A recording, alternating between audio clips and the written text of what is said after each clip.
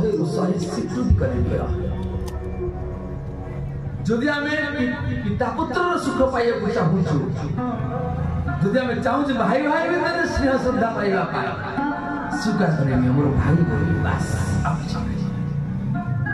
जदि आम पति पत्नी भीतर पूर्ण मात्रा प्रेम पाइबार अच्छी मानिनिय एवं समय अच्छी स्वीकार करेंगे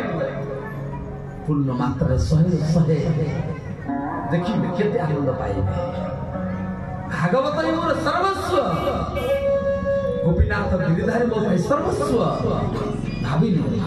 तांको बिना जीवन अधूरा ताहार सुख मिलिबो शांति मिलिबो प्रभु कृपा करी कलिजुग आमको जन्म दे बारंबार प्रभु आमको जन्म दियो तो कलिजुग जो प्रेम अच्छी भाव अच्छी अन्य जुग नहीं कलिजुग समजुग आन नहीं कलिजुग समजुग आन नहीं जो नर करई निशा राई राम गुण घन विमला श्रीकर बरई दया श्री राम जय राम जय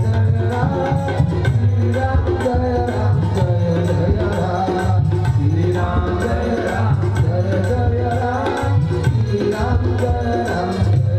राम स्वीकृति कर मानिनिय प्रभु सब कुछ करी न मानिले पत्थर मानिले दिया प्रभु कली परीक्षित मारिले छाड़ी देले कहीं छाड़ी पांचटी स्थान दे गली बहुत किसी भूल अच्छी आपण सत्य त्रेता द्वापर हजार हजार वर्ष हजार हजार जन्म व्यतीत कला जो स्थिति जो भाव जो चिंतन न आसे आपण कली जुगरे 2 दिन 2 घंटा 2 मिनिट रे आपण से अवस्था प्राप्त हुए से भाव मिले से प्रेम मिले से आनंद मिले कली जुगरे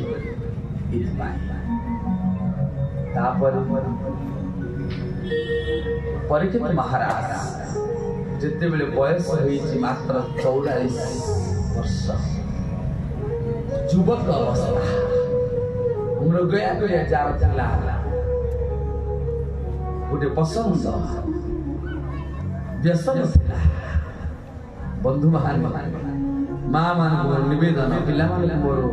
निवेदन कौन वस्तु को व्यसन रूप में ग्रहण करना व्यसन माने नहल न चले आपण माने घर बाहरी आसी दांड को पहुंचे मने पड़े लगे शरीर के बियो मारी व्यसन ही अभ्यास पड़ भल लगुनी नाई पूरा घर को फेलले बड़ी सरी मारी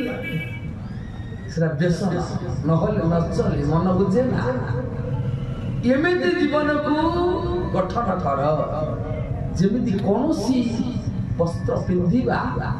भोजन करिबा लगेइबा बसिबा उठिबा सोइबा व्यसन न हो नहले न चले ए अवस्था न आसो एमिति व्यवस्था में थिबा अभ्यास करते जे खट ऊपर सोइबा यदि खट न मिला तळे निद होनी एटा व्यसन एमिति अभ्यास करो ना दुख बहुत मिलिबो भोजन ठीक है नहले न चले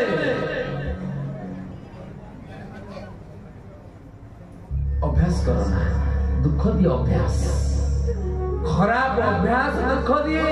भल अभ्यास सुख दिए भागवत जी कहते परम शास्त्र भागवत अभ्यास करुथिबो नित्य ए अभ्यास ता भल अभ्यास किंतु खराब अभ्यास करो ना जोटा दुख दबा भगवान तो दूर ही रहे परीक्षित महाराज का अभ्यास था कौन गोटे बद अभ्यास था सी हूँ मृगया पशुबद्ध करिबा नहले भल लागुनथिला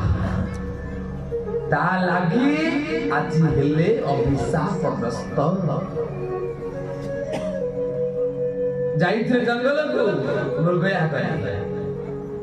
मृग पछरे गोड़ी छुरी तार तो अंत नाही पात्र मंत्री अमात्य मान सेवक मान दूरे गले एकाकी हो जाइछन्ती कि ना परीक्षित महाराज बहुत शोष लागे तृषा लागे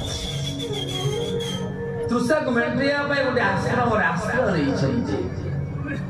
सेतिला श्रमिक ऋषिंकर आश्रम जल जल बड़े चित्कार करुछन्ति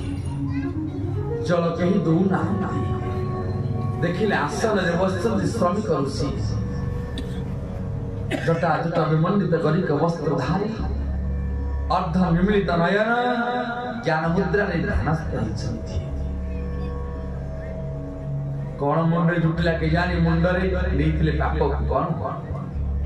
सुवर्ण को मठारे मुकुट को दी जाइछे ओसे से कथा भागवत रे नहन जरासंध जो राजा माने को मारी ताकर सुवर्ण को हरण करी सेई सुवर्ण मुकुट तैयारी करथिले जरासंध परे सेई मुकुट पहुंचला का पाखरे पंच पांडव पाखरे